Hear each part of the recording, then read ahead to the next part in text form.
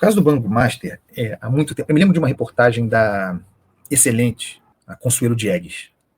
Eu acho que é de outubro de 2024, se eu não me engano. Mas é ali, setembro, outubro, não vai passar disso, de 2024, sobre Daniel Vorcaro, este presidente do Banco Master, finalmente preso, sobre Daniel Vorcaro e o Banco Master. E ali na reportagem dela, uma longa reportagem de fôlego, a dar, a se desenvolver, inclusive em livro, se Consuelo quisesse, ali ficava muito claro, bom, tudo isso que a gente vai tratar aqui, tudo que ficou explícito nesses últimos dias. A penetração política tremenda dos seus donos, dos seus sócios, de todos os espectros, hein? Vai de Bolsonaro a Lula, do bolsonarismo ao lulopetismo.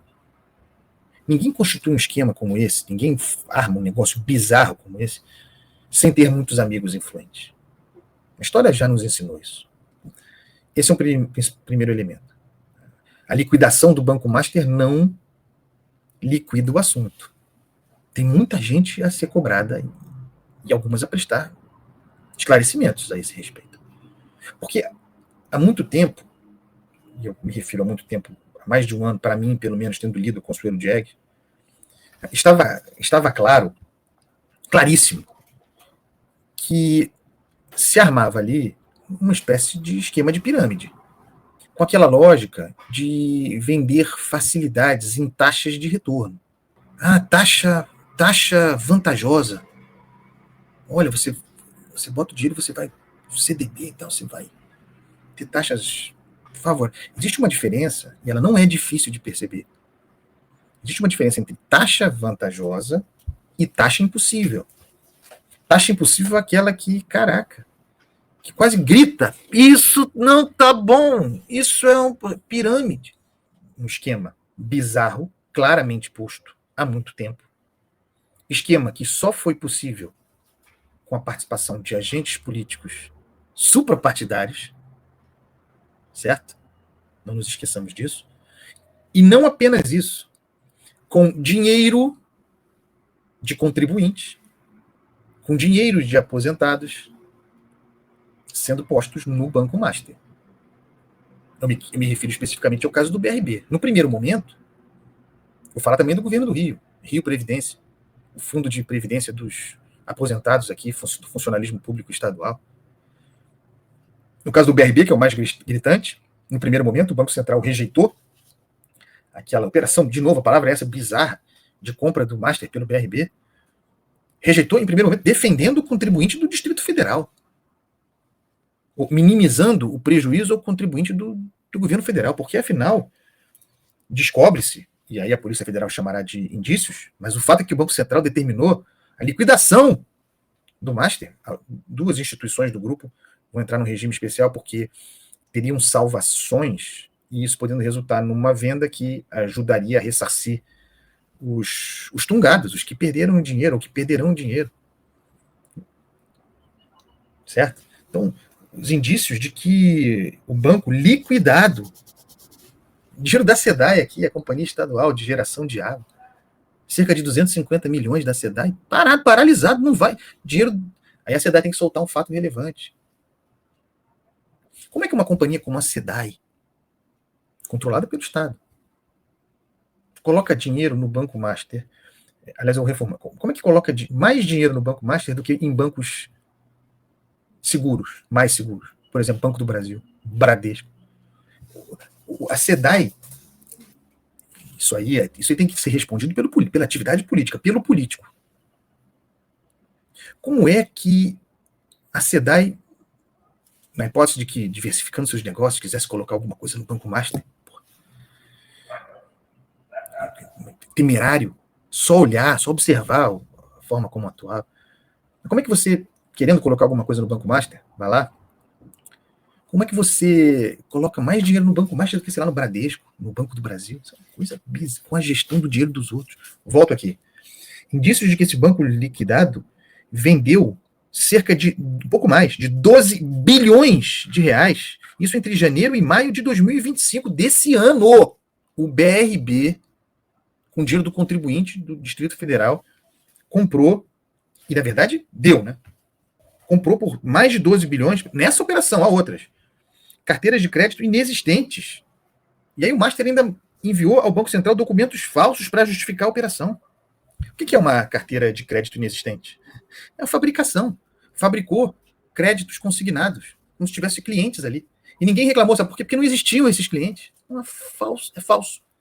Então, qual era o que se investiga? Qual era o projeto nessa negociação? O BRB compra, para salvar. Tudo isso aqui é uma operação de amizade, cara. Isso aqui é camaradagem. Isso aqui é uma operação de camaradagem. Quem são os camaradas no governo do Distrito Federal? A Justiça, a Polícia e a Justiça tem de resolver. Mas isso aqui é uma operação de camaradagem. Aí o BRB ia comprar o Banco Master e essas carteiras de créditos iam entrar ali, certo? No balanço, no conjunto de ativos do BRB, ficariam diluídos e talvez entrassem para a história e passassem despercebidos, sei lá, como créditos que não se realizaram, como créditos, sei lá qual é a expressão que se usa, eu até anotei a expressão que o mercado usa para isso, que é bonitinho, daqui a pouco aparece aqui, crédito que não performou. Esses são créditos, nós compramos o Master, e aí essas carteiras de créditos não performaram, e aí passariam despercebidas ali dentro no conjunto dos ativos do BRB. Era isso que se pretendia. Então, o governo do Distrito Federal deve muitas explicações, porque continuou transferindo dinheiro nessa lógica para o Master, mesmo depois de o Banco Central haver rejeitado a tal compra do Master pelo BRB, o governo do Distrito Federal deve muitas explicações, e já não somente aos contribuintes do Distrito Federal. No primeiro momento, o Banco Central protegeu, ao não permitir a compra do Master pelo BRB, protegeu o cidadão de Brasília, ao vetar o negócio, a tentativa de compra. Ontem já foi diferente. Ontem, com a liquidação, e aí nesse caso o Banco Central agiu, demorou a agir o Banco Central. O Banco Central, sob grandes pressões, demorou muito a agir nesse caso. É preciso registrar. O Banco Central permitiu que muitas outras operações acontecessem. Poderia ter, diante do caso que estava claro, agido antes. Mas quando agiu, agiu certo, ao liquidar. Com a liquidação, não divide o prejuízo com o mercado. Não divide o prejuízo conosco, com quem investe, com quem poupa. Com a liquidação, a conta vai para os responsáveis pelo Banco Master. E, claro, para o FGC. Só que o FGC, que é o garantidor, o fundo garantidor de crédito, você sabe, ele tem limite. R$250 mil por CPF ou empresa. Para além disso, já era. Então, eu volto à questão aqui, por exemplo, da SEDAI, por exemplo, no Rio de Janeiro. Tem 250 milhões lá. Liquidou. Já era, irmão. Vai ser ruim de reaver. O Rio Previdência. Pode ser mais. O Tribunal de Contas do Estado do Rio de Janeiro fez vários alertas e há fundos não identificados. Há fundos ligados ao Master, não explicitamente do Master, mas assim, explicitamente pelo menos R$1 bilhão. Fala assim, mais que o dobro disso. Mas pelo menos R$1 bilhão desse fundo previdenciário dos servidores do Estado do Rio de Janeiro. No banco liquidado Master. Quem toma essa decisão?